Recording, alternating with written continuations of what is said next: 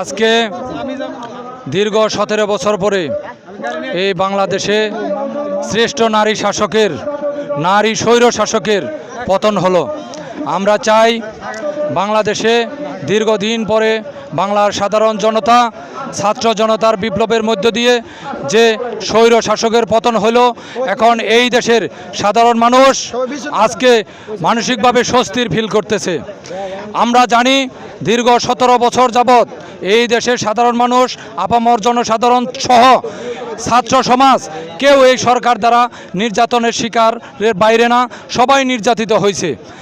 এই সরকার আজকে আপনারা লক্ষ্য করে দেখেন, পৃথিবীর ইতিহাসে যত স্বৈর শাসক আছে প্রত্যেক কটা স্বৈর শাসকের রাষ্ট্র ছেড়ে পালাতে হয়েছে।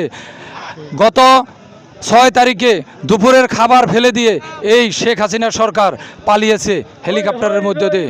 আমি এই দেশের ছাত্র সমাজকে বলবো, সাধারণ মানুষকে বলবো, এই বিজয় আমাদের কাঙ্ক্ষিত বিজয় নয়, কাঙ্ক্ষিত বিজয় পর্যন্ত আমাদের অপেক্ষা করতে হবে। নির্বাচনের মধ্য দিয়ে আমাদের যে দল বিজয়ী হবে সেটাই হলো আমাদের কাঙ্ক্ষিত বিজয়।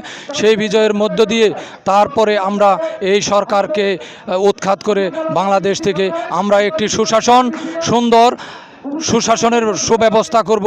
এ কথা বলে আমি আমার কথা শেষ করছি। ধন্যবাদ সবাইকে। আসসালামু আলাইকুম।